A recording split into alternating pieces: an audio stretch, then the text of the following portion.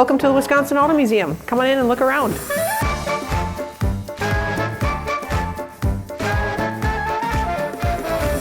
You don't have to be a mechanic to enjoy yourself here. It's not all about bore stroke and horsepower.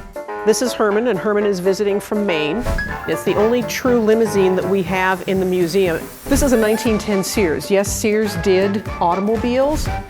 You are surrounded by history, and people relate to history differently, but cars are very relatable. They were so far ahead of their time, this one's a definite favorite.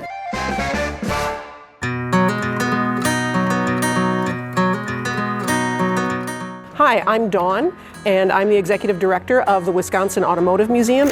In the early part of the 20th century, so many people were trying to make cars. Wisconsin had over 150 car manufacturers. The Kissel family in Hartford had the Hartford Plow Works, so they had a manufacturing facility, so they had an advantage. Henry Ford got in it. He wanted to build a car for the masses, which he did.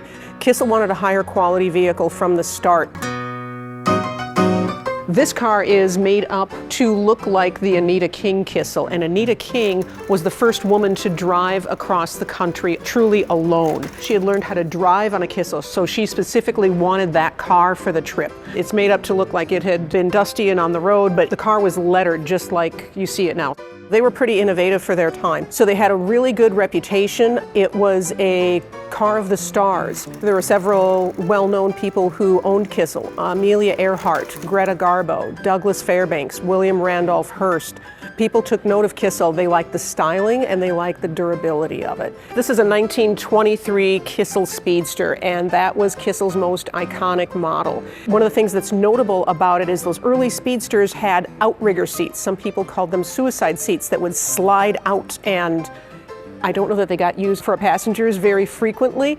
The signature color was chrome yellow at that time. One of the things that Kissel was known for was that you could get any color you wanted. So it's pretty amazing that you were able to get that sort of thing right from the factory. The Kissel Motor Car Company factory no longer stands. What really took Kissel out of business was the Great Depression, what happened with so many other businesses and so many other auto manufacturers. Of the 26,000 vehicles that were manufactured, we know of fewer than 200 complete vehicles that exist today. So when you're at the museum with the 29 vehicles here, it is the most you will see in one place anywhere in the world. This is our 1910 Badger that was made over in Columbus, Wisconsin. We only know of this one that exists. Only a couple hundred of them were made. Of course, we have primarily Kissel automobiles, but definitely not all Kissels. This is our crazy low mileage car. It's 1950, so it's 75 years old. There are only 61 miles on the car. So on the first floor, we've got our crazy low mileage car. This is a 1989 Saab with 1 million miles on it. There's a huge variety here. The vehicles go from 1902 into the 1990s. We have over 35 different makes of vehicle here, so there's really something here for everybody. The Wild Goose Camper is just awesome and resonates with so many people. It is a home-built camper made in 1953. The plans were published in Popular Mechanics. Kind of little gas station set up here. A personal tie for me, my grandfather had a hardware store and gas station in western Wisconsin. A few of the items are from there, so some of the notes on there, they're actual old receipts from the 1930s that my grandmother had written out. I've had an affinity for machines, I think, ever since I was young, and even before that I was riding around with my dad in the tractors, and I've loved history my whole life. It's rewarding to see people connect with that too when they visit here.